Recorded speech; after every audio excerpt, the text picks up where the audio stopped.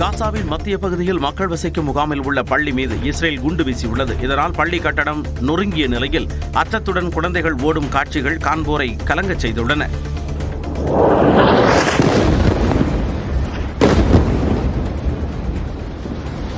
இந்த தாக்குதலில் பலர் உயிரிழந்ததாக தெரிவிக்கப்பட்டுள்ளது.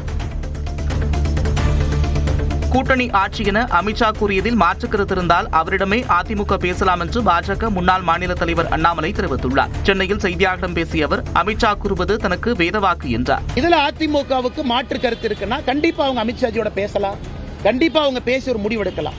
ஆனா என்னுடைய தலைவர்கள் சொல்லாதவரை நான் எப்படி கட்சி எடுக்கக்கூடிய ஸ்டாண்ட்ல இருந்து பின்னாடி போக முடியும்? கூட்டணி ஆட்சி என்ற மத்திய அமைச்சர் அமித்ஷாவின் விருப்பத்திற்கு அதிமுக பொதுச் செயலாளர் EPS நோ கூறிவிட்டதாக முன்னாள் அமைச்சர் வைகை செல்வன் தெரிவித்துள்ளார். அமித்ஷா அவர்கள் கூட்டணி ஆட்சியில பங்கு பெறுவது எஸ்ன்னு சொன்னாரு. எங்க பொதுச் செயலாளர் நோன்னு சொல்லிட்டாரு. எஸ்க்கு பதில் நோ.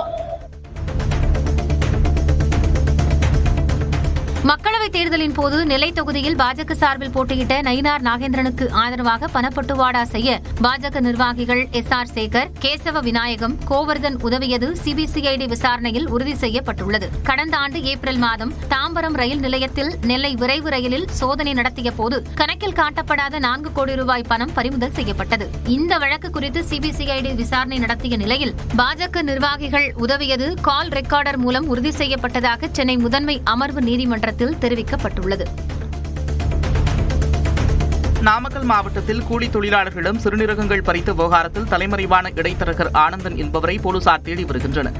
கூலி தொழிலாளர்களிடம் மூளைச்சலவை செய்து 2 லட்சம் ரூபாய் வரை கொடுத்து சிறுநீரகங்களை எடுத்து 50 லட்சம் ரூபாய்க்கு இடைத்தரகர்கள் விற்பதாக தகவல் வெளியாகியிருக்கிறது. இந்த விவகாரத்தில் தலைமறைவான இடைத்தரகர் ஆனந்தனை போலீசார் தேடி வருகின்றனர். கிட்னி திருட்டு விவகாரத்தில் குற்றவாளிகள் யாராக இருந்தாலும் தப்ப முடியாது என்று அமைச்சர் மா சுப்பிரமணியன் திட்டவட்டமாக தெரிவித்துள்ளார். மதுரையில் செய்தியாளர்களிடம் பேசிய அவர், விசைத்தறி தொழிலாளர்களை குறிவைத்து கிட்னி பறிக்கப்பட்டது குறித்து விசாரணை நடந்து வருவதாகவும் கூறினார். உடல் உறுப்பு தானம் என்பது ஒரு மிகப்பெரிய மனிதநேயம் உள்ள ஒரு நடவடிக்கை. அதை விற்பனையாவோ இல்லை வியாபாரமாவோ ஆக்குவது என்பது கடுங்குற்றம். அது யார் செய்தாலும் எங்கே செய்தாலும் உடனடியாக நடவடிக்கைகள் மேற்கொள்ளப்பட்டு வருகிறது.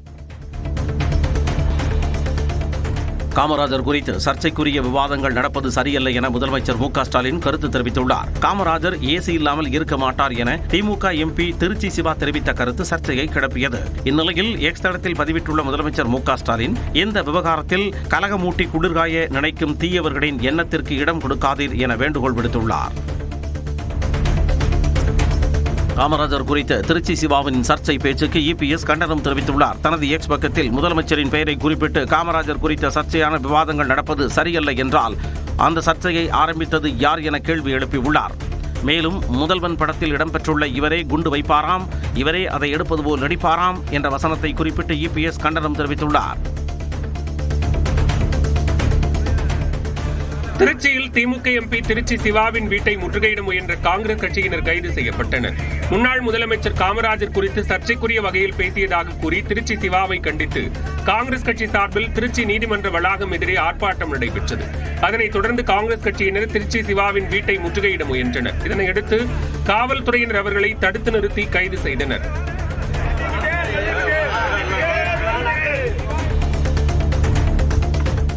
சென்னை சைபர் கிரைம் பதிவு செய்த வழக்கில் மதுரை ஆதீனத்திற்கு முன்ஜாமீன் வழங்கி சென்னை அமர்வு நீதிமன்றம் உத்தரவிட்டுள்ளது.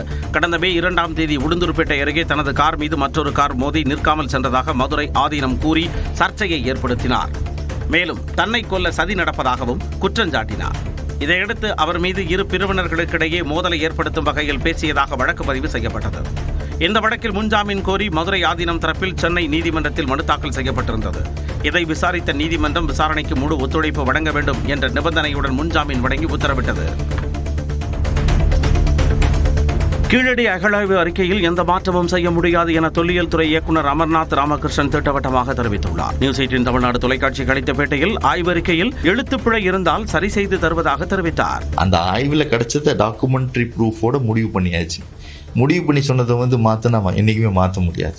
அதுக்கு மாற்றினா திரும்பத்தான் ஒரு எஸ்கியூஷன் பண்ணணும்னு அவங்க சொன்னாங்க. இதுதான் இயல்பு.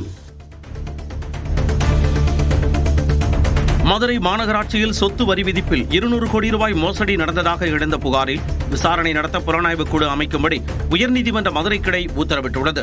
அதிமுக கவுன்சிலர் ரவி வரி விதிப்பு முறைகேடு வழக்கை சிபிஐ விசாரணைக்கு மாற்றக் கோரி மனு தாக்கல் செய்தார். மனுவை விசாரித்த நீதிபதிகள் வழக்கை சிபிஐ விசாரித்தால் தாமதம் ஏற்படும் என கூறி தென்மண்டல ஐஜி, மதுரை ஆணையர் இணைந்து மூத்த ஐபிஎஸ் அதிகாரி தலைமையில் சிறப்பு குழு அமைத்து விசாரிக்க உத்தரவிட்டனர். மதுரை மாநகராட்சி வரி விதிப்பு முறைகேடு வழக்கில் மேயரின் உதவியாளராக இருந்தவரின் கணவர் உட்பட 2 கைது செய்யப்பட்டுள்ளனர். மதுரை மாநகராட்சி வரி விதிப்பு முறைகேடு வழக்கில் 11 பேர் சஸ்பெண்ட் செய்யப்பட்ட நிலையில் 8 பேர் கைது செய்யப்பட்டனர். இந்நிலையில் இந்த வழக்கில் முதன்மையாக குற்றம் சாட்டப்பட்ட மேயரின் உதவியாளராக இருந்த பொன்மேனியின் கணவரும் கணினி மேற்பார்வையாளருமான ரவி தற்பொழுது கைது செய்யப்பட்டிருக்கிறார். வழக்கு விசாரணை தொடங்கியதும் ராமநாதபுரத்திற்கு மாற்றப்பட்டிருந்த ரவி அண்மையில் பணியிடை நீக்கம் செய்யப்பட்டார். அவருடன் பணியாற்றிய மற்றொரு கணினி ஆபரேட்டர் பாலாஜியும் கைது செய்யப்பட்டுள்ளார். ஊழலில் திமுக, அதிமுக இடையே சமரசம் இருக்கக்கூடாது என்று மதுரை மாநகராட்சி வரி விதிப்பு முறைகேடு தொடர்பாக எம்பி சு வெங்கடேசன் கருத்து தெரிவித்துள்ளார். எனவே இந்த நேரத்தில் நாம் மாநில அரசை கேட்டுக்கொள்வது, கடந்த கால மாநகராட்சியினுடைய ஸ்மார்ட் சிட்டி ஊழலை கண்டறிய அமைக்கப்பட்ட குழுவின் அறிக்கை என்னானது? வரி விதிப்பு முறைகேடு விவகாரத்தில் தொடர்புடைய அரசியல்வாதிகள், உயர் அதிகாரிகள் மீது சட்ட நடவடிக்கை எடுக்க வேண்டும் என்றும் அவர் வலியுறுத்தினார். சிவகங்கை மாவட்டம் மடப்புரம் கோவில் காவலாளி அஜித்குமார் கொலை வழக்கில் அவரது தம்பி நவீனுக்கு சிபிஐ சம்மன் அனுப்பியுள்ளது. காவல்துறையின் விசாரணையின் போது அஜித்குமார் உயிரிழந்த விவகாரத்தில் கொலை வழக்கு பதிவு செய்து விசாரித்து வரும் சிபிஐ அஜித்குமாருடன் வேலை செய்த தனியார் செக்யூரிட்டி ஊழியர்களான பிரவீன்குமார், வினோத்குமாருக்கு சம்மன் அனுப்பியுள்ளது. மேலும் மதுரையில் வெள்ளிக்கிழமை நடைபெறும் விசாரணைக்கு ஆஜராக சிபிஐ உத்தரவிட்டுள்ளது. காவலாளி அஜித்குமார் கொலை வழக்கு சம்பந்தமாக சிவகங்கை மாவட்டம் திருபுவனம் காவல் நிலையத்தில் சிபிஐ அதிகாரிகள் 5 மணி நேரம் விசாரணை நடத்தினர். மடப்புரம் கோவில் காவலாளி அஜித்குமார் திருபுவனம் காவல் நிலைய திருட்டு வழக்கு சம்பந்தமாக தனிப்படை காவல்துறையினரால் விசாரணைக்கு அழைத்துச் செல்லப்பட்டு அங்கு உயிரிழந்தார். இந்த வழக்கை சிபிஐக்கு தமிழக அரசு மாற்றிய நிலையில் ஜூலை 12ஆம் தேதி முதல் தகவல் அறிக்கையை பதிவு செய்த பின் 14ஆம் தேதி சிபிஐ டிஎஸ்பி மோஹித்குமார் தலைமையிலான குழு விசாரணையை துவக்கியது. 3வது நாளான நேற்று திருபுவனம் காவல் நிலையத்தில் இரவு 9:30 மணி வரை விசாரணை நடத்தினர். சென்னை அருகே உள்ள வண்டலூர் உயிரியல் பூங்காவில் மஞ்சள் அனகோண்டா பாம்பு 10 குட்டிகளை ஈன்றுள்ளது. புதிதாக ஈன்ற 10 மஞ்சள் அனகோண்டா பாம்பு குட்டிகளை தாய் பாம்புகளிடமிருந்து தனியாக பிரித்து அதனை ஒரு கூண்டில் வைத்து ஊழியர்கள் பராமரித்து வருகின்றனர். இந்த மஞ்சள் நிற அனகோண்டா பாம்புகள் 6 முதல் 7 அடி வரை வளரும் என கூறப்படுகிறது. அவற்றுக்கு கோழி குஞ்சுகள் இரையாக வழங்கப்படுகின்றன. குட்டி பாம்புகள் நல்ல நிலையில் முதிர்ச்சி அடைந்த பின் பொதுமக்கள் பார்வைக்கு விடப்படும் என பூங்கா நிர்வாகிகள் தெரிவிக்கின்றனர்.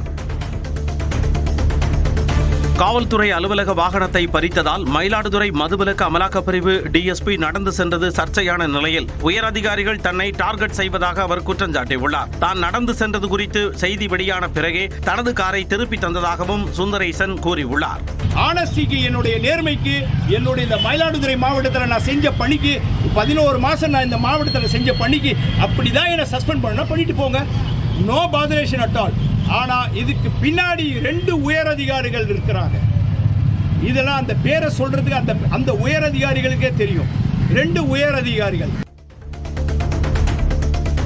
டிஎஸ்பி சுந்தரேசன் கூறிய பகிரங்க குற்றச்சாட்டுகள் அனைத்தும் தவறானவை என மயிலாடுதுறை மாவட்ட காவல் கண்காணிப்பாளர் ஸ்டாலின் விளக்கம் அளித்துள்ளார். அவர் அந்த குற்றச்சாட்டு வைக்கிறார் சார். என்ன காரணம்? வாலண்டரி ட்ரீட்மெண்ட் காரணம் அப்படியே பர்சனல் காரணத்துக்காக கொடுத்தாரு. அதுக்கப்புறம் அவரே நாங்களும் அது எல்லாமே என்ன முறையான நடவடிக்கைகள் எடுக்கப்பட்டு வந்தது.